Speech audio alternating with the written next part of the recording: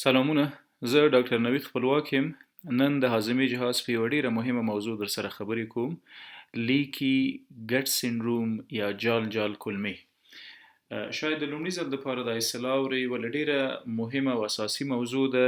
نه یوازې د هاضمې جهاز د ناروغیو سبب ګرځي، بلکې دوام یې کولی شي د بدن د هر سیستم ناروغي منځته راولي. د زړه د حملاتو نیولې، د سږو تر ناروغۍ، د مغزو تر سکتو، د ګردو تر فلج کېدو، او بالاخره د بدن د مختلفو غړو، اعضاو او غدواتو د تکالیف سبب ګرځي. کله چې موږ خواړه خورو، په خوړو کې موجود هر ډول مواد بالاخره د ژولو او تیرولو وروسته راځي معدې ته. له معدې بالاخره را انتقالیږي وړو کولمو ته، او له وړو کولمو غټو کولمو ته، او بالاخره انتقال کوي د ډکو میتیازو په نامه بهرني محیط ته. کله به مو د ځان سره فکر کړی وي چې زموږ د کولمو داخلي دیوال، د اپیتیلیم حجرات څه وظایف لري. دغه حجرات چې تاسو یې وینئ دا د اپیتیلیل حجرات دي. اپیتیلیل کومو حجراتو ته وایي؟ هغه حجرات چې زموږ د کولمې له داخله پوښلي دي، اپیتیلیل سلز یا اپیتیلیل لیر. زموږ د کولمو داخلي قطر ټول د دغه پردې په واسطه پوښل شوی ده، او په دوی کې ډیر مهم او اساسي حجرات موجود دي، او ډیر مهم او اساسي وظایف سرته رسوي. کله چې موږ خواړه وخورو، د هضم نه وروسته د دغو حجراتو په واسطه جذبیږي، او له دې حجراتو بالاخره د وینې جریان ته راځي. کله چې دا خواړه خورو، د اپیتیلیل سلز په نامه حجرات راواخلي، د هضم نه وروسته چې کله هم آماده د جذب شي، نو د وینې جریان ته جذبیږي. دا د وینې جریان د بلډ سرکولیشن، تاسو وګورئ چې د بدن په هر سیمه، په هر نسج او په هر ارګان کې د وینې رګونه تیت شوي دي، او هدف یې هم د غذایي موادو او د اکسیجن رسول دي. ښه، لیکي ګټ سینډروم څه ته وایي؟ کله چې په دغه حجراتو کې یا دغه نازک او کوچنی اپیتیلیل پرده چې زموږ د هاضمې جهاز له خولې تر مخه ده پوښلی ده، که چیرې دغه حجرات صدمه وویني، د دغه حجراتو ترمنځ جنکشنونه یا ټایټ جنکشنز چې کوم دي د دوه حجرو ترمنځ دا خراب شي، او یا د هر ملحوظ پر اساس د جذب پروسه صدمه وویني، دغه حجرات په سمه توګه یا مواد جذب نشي کړی، یا ټاکسین یا او زهري مواد ترې جذب شي، نو بغیر د کوم قید و شرطه دا مواد به د وینې جریان ته راځي، او د وینې د جریان نه به د بدن مختلفو سیمو ته انتقالیږي، او د تکلیف او د ستونزو سبب به ګرځي. زموږ په غذایي توکو کې بلا مواد موجود دي، پروتین، شحم، کاربوهایډریټس، یعنی ټول هغه مقوي مواد چې بدن ورته اړتیا لري هغه په خوړو کې موجود دي. ولې پاتې دي نه وي چې په همدغو خوړو کې ځینې زهري او هغه مواد چې بدن ورسره حساسیت لري نه یې غواړي په خپل جغرافیه کې ولري هم موجود دي، لکه ټاکسینز. ښه، دغه زهري مواد د بدن د مختلفو دفاعي میکانیزمونو په واسطه یا له منځه ځي یا بهرني محیط ته انتقالیږي. د دغه دفاعي میکانیزمونو ټول تدابیر د اپیتیلیل حجراتو په واسطه باندې همیشه ارزیابي کیږي، او ټول دغه تدابیر د اپیتیلیل حجراتو یا دغه حجراتو په واسطه نیول کیږي. ښه، تقریبا په یو څلېرو ساعتو کې 80,000 مختلف ډول کیمیاوي مواد موږ خپل وجود ته ننباسو. په دوی کې ډیر ټاکسینز یا زهري مرکبات موجود وي، او ورسره زموږ د وجود لپاره ګټور خواړه هم وي.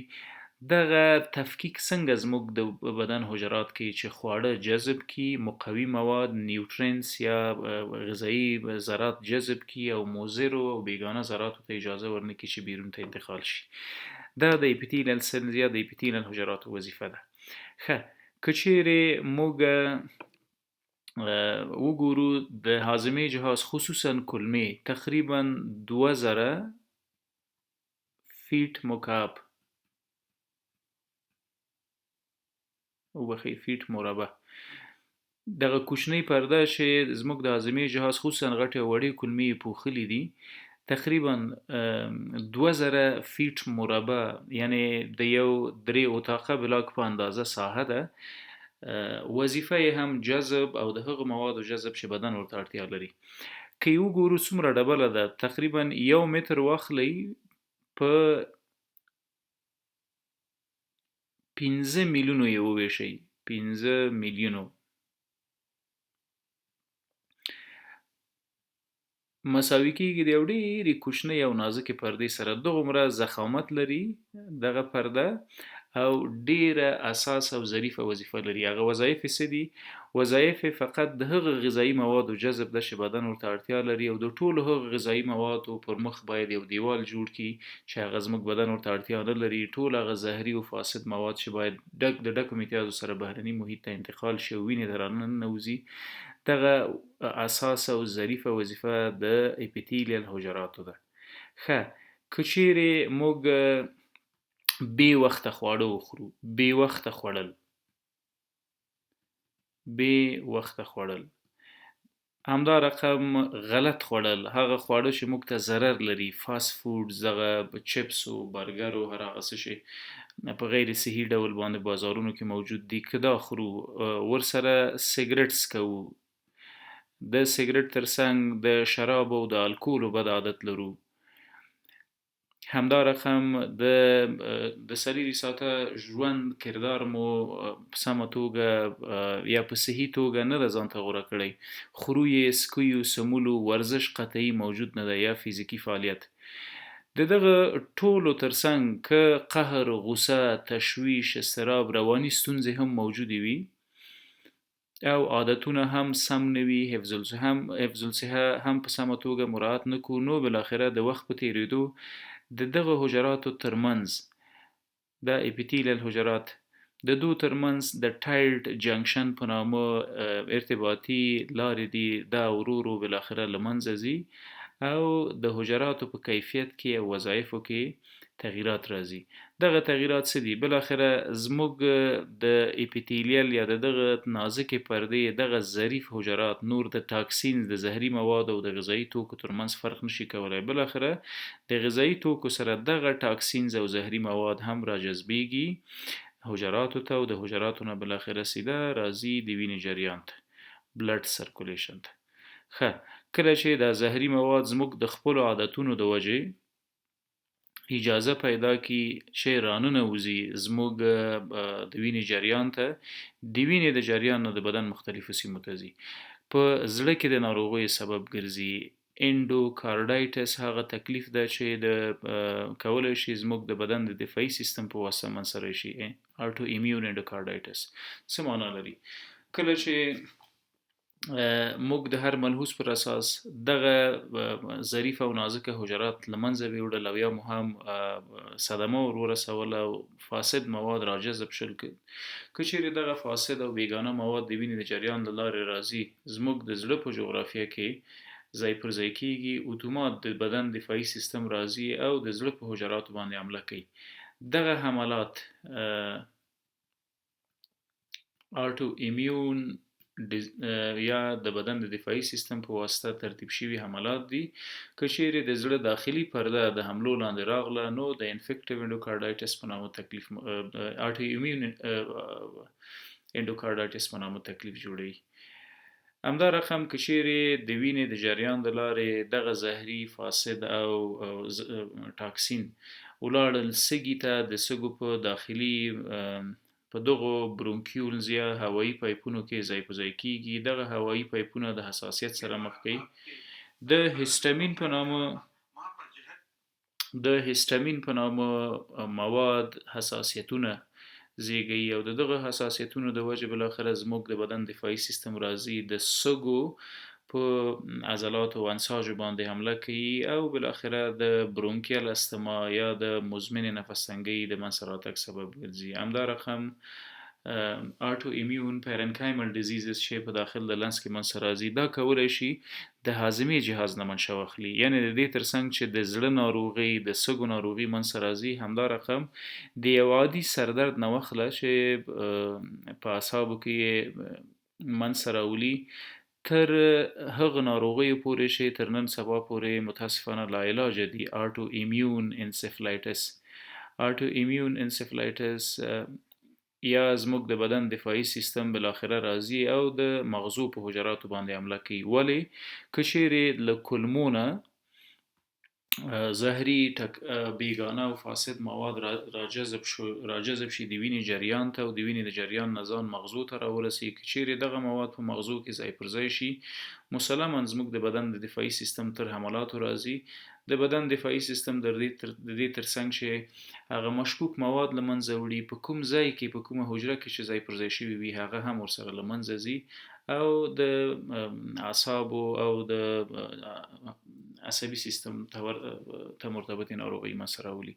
له دې وضعیته زړه، سږی، اعصاب او د بدن هیڅ سیمه ځان نشي ژغورلی. همدا رقم که چیرې د وینې د جریان د لارې فاسد، زهري او بیګانه مواد راغلل ګردو ته او په ګردو کې ځای په ځای شول نو آټو ایمیون نفرایټس منځته راولي.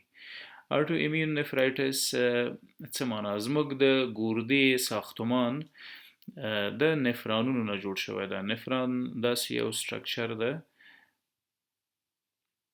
دې ساحې ته ګلومیرولر کپسول وایي. دا ساحه پی سی ټي پراکسیمل کانولیوټډ ټیوبیول، دا ساحه لوپ اف هینلي او دا هم ډسټنټ کانولیوټډ ټیوبیول بالاخره کولکټینګ ډکټ سره یو ځای کیږي. دغسې میلیاردونه نفرانونه یو ځای کیږي او ګرده جوړوي. که چیرې زموږ د بدن دفاعي سیستم پر نفرانونو حمله وکړي نو دغه حملات بالاخره نفران له منځه وړي او د سی کی ډي یا د کرونیک کډني ډیزیز یا د ګردو د مزمنو تکالیفو سره مخ کوي. تاسو وګورئ چې یوازې د کولمو نه راجذب شوي مواد چې هغه بیګانه دي، مهاجم دي، حمله کوونکي دي، زموږ د بدن د حملاتو سره مخ کیږي، په هر د بدن په هر ارګان او په هر سیستم کې د ناروغۍ سبب ګرځي. د ګردو ترڅنګ که مفاصل یا بندونه وګورو، غړي او بندونه او هډوکي، فرضاً که چیرې مواد زهري او ټاکسیک مواد د وینې د جریان د لارې راشي انتقال شي مفاصلو ته، زموږ په مفصل کې د ساینوویم په نامه یوه پرده موجوده ده. د ساینوویم پرده بلا مهم وظایف لري. یوه مهمه وظیفه یې د مفاصلو حفاظت ده.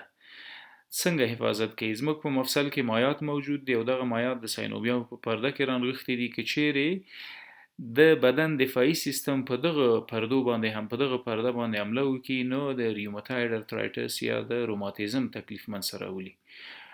ګورئ چې د بدن هر حجره، هر غړی، هر سیستم د روماتیزم په شمول چې په مفاصلو کې منځته راځي مستقیما کولی شي د کولمو د یوې عادي ناروغۍ نه بالاخره پیدا شي.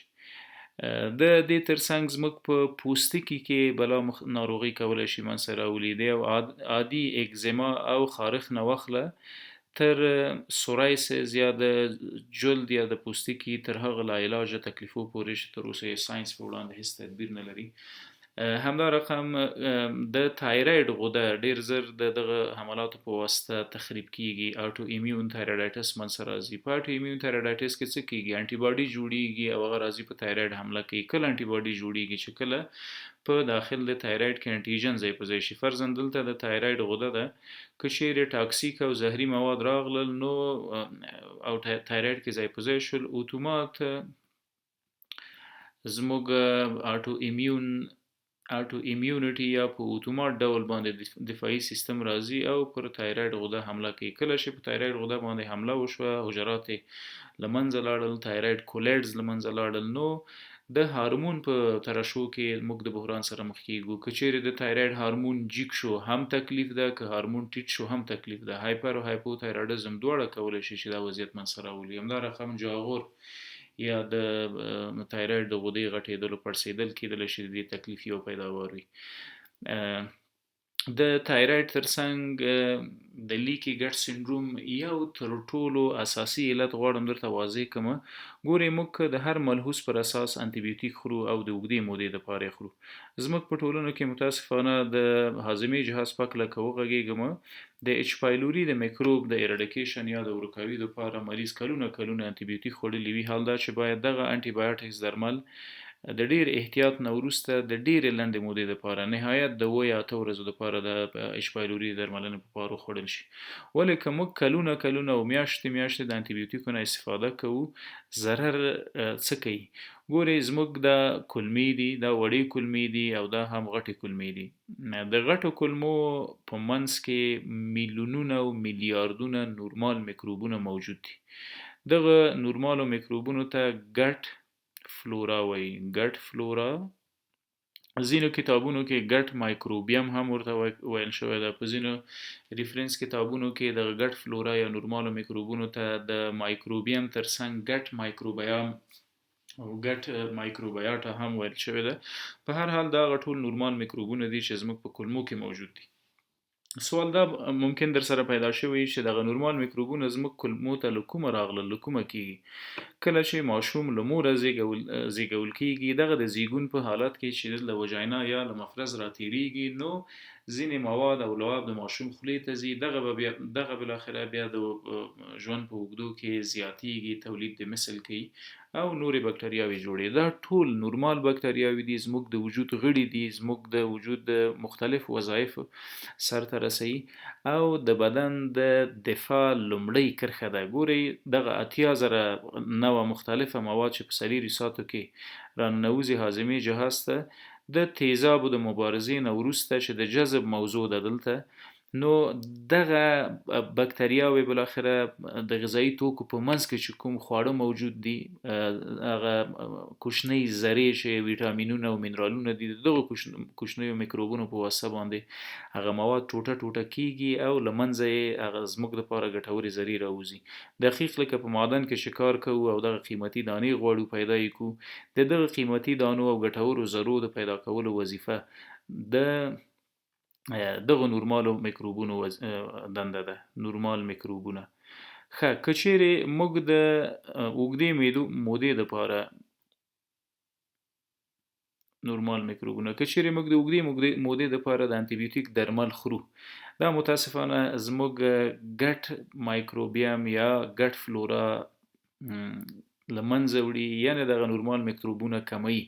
تاسو د یوې شیبې لپاره فکر وکړئ که چیرې په دغه کولمو کې نورمال میکروبونه کم شي، نو مسلما زموږ حجرې بې دفاع کیږي. دا نورمال میکروبونه ټول داسې په حجراتو باندې تیت پراته دي او نه پرېږدي چې بهرني مواد لکه ټاکسین، زهري او مرکبات راشي زموږ حجراتو ته صدمه راورسوي.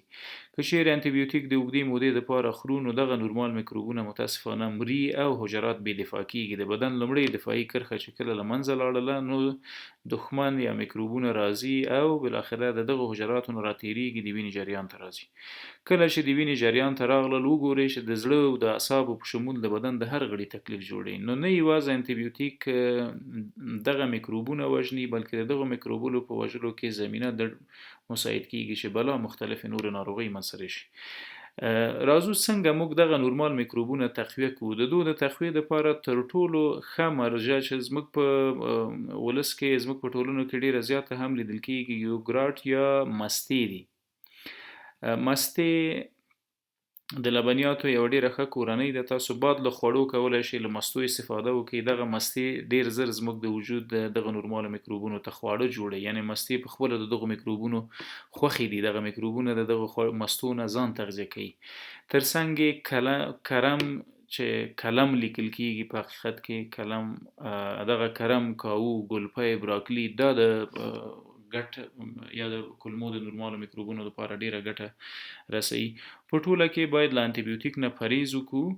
په سریري ساته ژوند کې څو عادتونه دي چې د هغو د ترک لپاره باید حتما هڅې وکړو. چیرې سیګرټ څکوو، نو باید د سیګرټو عادت ترک کړو. الکول نه جدا ډډه باید وشي. همدا رقم که خورو یې سکوي او ویده کیږو، هیڅ فزیکي فعالیت نه لرو، باید ورزش شروع کړو ترڅو د دغه سترې ناروغۍ مخنیوی ورسره وکړو. د ورزش ترڅنګ که قبض، اسهال، بادونه په هاضمې جهاز کې موجود وي، هغه باید برطرفه کړو. د دې ټولو ترڅنګ په خپله د لیکي ګټ سندروم د وجې راولاړ تکلیفونه په هاضمې جهاز کې ډیر مهمه دي، یعنی د السریټیف کولایټس او د کرون ډیزیز په نامه دوه ناروغۍ چې دواړه سره یوځای کیږي او د آی بی ډي یا انفلمیټري باول ډیزیز په نامه یادېږي او مطالعه تر همدې عنوان لاندې کیږي. دا دوه هغه ناروغۍ دي چې د لیکي ګټ سنډروم په واسطه منځته راځي. کله چې هم د کولمو د دغه حجراتو ترمنځ لیکج منځته راغله، لیک شول دغه حجرات، متاسفانه دا د ټول عمر دپاره بالاخره پاتې کیږي او د کولمو د تکلیف ترڅنګ د بدن مختلفې نورې ناروغۍ هم منځته راولي. مننه، جزاک الله.